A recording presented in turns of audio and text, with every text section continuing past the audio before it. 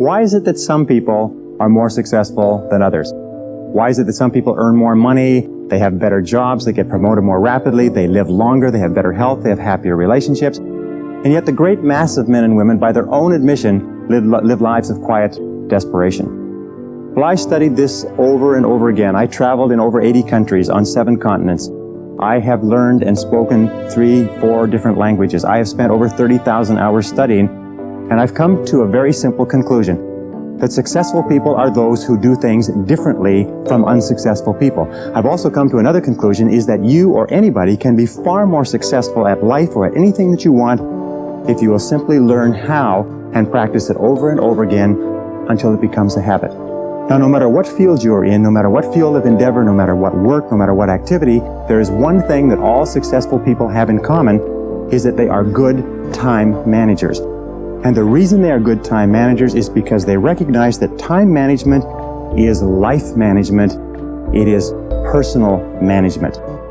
I have never seen an example in the hundreds, thousands of biographies and autobiographies I've studied of successful men and women where the individual has not been well organized and efficient and valued and used their times well. Successful people, winners, use their time well. Losers do not. The key to time management is self-discipline. Probably the best way to put it is this, is time management is self-discipline in action, and self-discipline is the key to success. The most important of all, the core of time management, the axle around which the wheel of life turns, is goals. What are your goals? What is it that you want to be or to have or to do? What is it that you want to accomplish in the next 1, 2, 3, 4, 5 years? The top 3% in every field have goals. The balance of the population have either very vague goals or no goals at all. So the question you have to ask yourself is, who am I? Where am I going? What do I want to accomplish? And there are 3 major areas of goals that you have to think about. The first is your personal and your family goals. These are the reasons why you're alive. What do you want to accomplish for yourself and for your family? Write them down. Define them clearly. The second set of goals that you have to ask is your business, your career, your financial, your material goals. What is it that you want to accomplish in the external world? Where do you want to make your contribution? The third type of goals you have to ask about are your self-development goals. And in my estimation, your ability and your willingness and your tenaciousness in developing yourself is the key to accomplishing everything else. You run the day or it runs you. It's not that difficult to get something started, and you run it for a while, and after a while it starts running you. That's part of the challenge. The time you've already committed to labor is enough time. If you're working already 8-10 hours a day, that's about it. You just can't work much more than that. Bursts at a time, you can work 12, 14, 16, right? And I'm sure we've all learned to do that, put in the extra time. But after a while, you pretty well have to put your life in balance, or your health is in jeopardy, and your heart's in jeopardy, your blood pressure's in jeopardy, a lot of things, if you don't stay in balance. So you don't have to put any more hours, probably. All you have to do is just make better use of the hours. A cliche we've all heard. It's not the hours you put in, it's what you put in the hours that counts. Now also you need a written set of goals, time management essential, and a constant review of your goals, because that's how you determine how to use your time, whatever priorities you're going for. Then you need a plan to achieve your goals. Another key is learning to separate majors from minors. That's high on the list. Making sure you don't spend major time on minor things. This is why you need to think on paper, put your game plan on paper to make sure you're not spending major time on minor things. Little phrase I have says, don't mistake movement for achievement. It's not that difficult to get busy. What you have to do is check to see what you're busy on, because it's easy to haul out the trash, and fix the screen door, get the car washed, take the kids to school. I mean, it's easy to stay busy, right? The key is on what?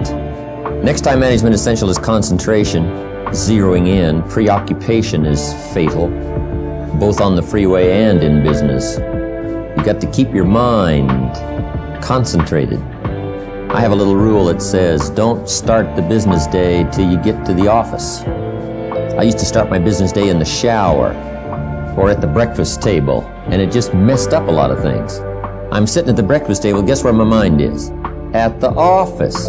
I even got mixed up going to the beach and, trying to do some relaxing time.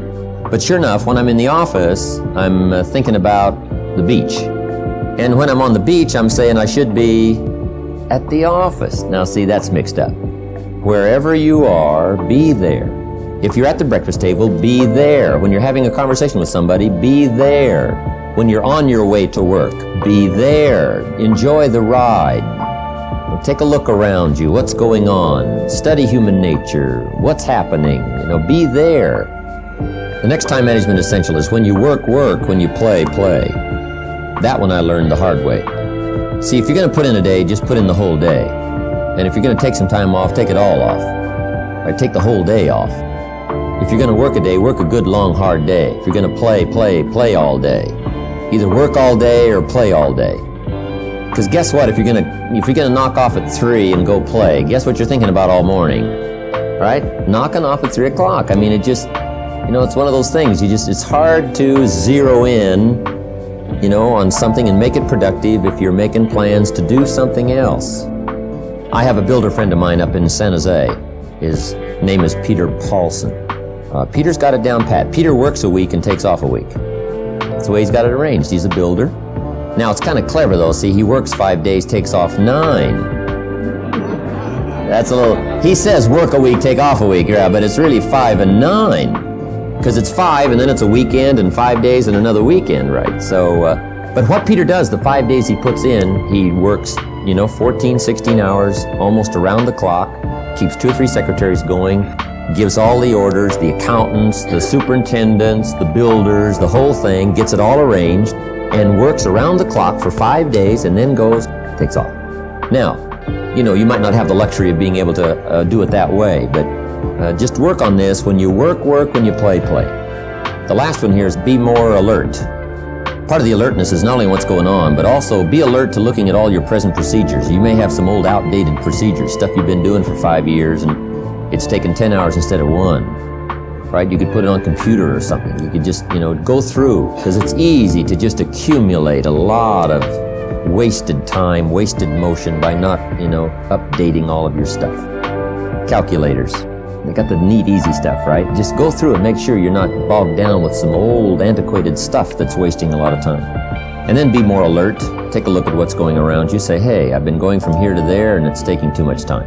In sales management, we teach, don't go across town until you've gone across the street. Have they heard your story across the street?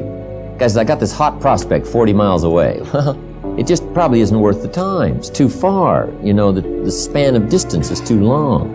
Just shorten up the span. For people that feel like they're wasting their time, they're not getting the results they want, what is one thing that they could be doing right now that would turn things around for them? I think one of the things is the way that we approach time. This is something that almost no one talks about anymore. So I feel like you may be behind.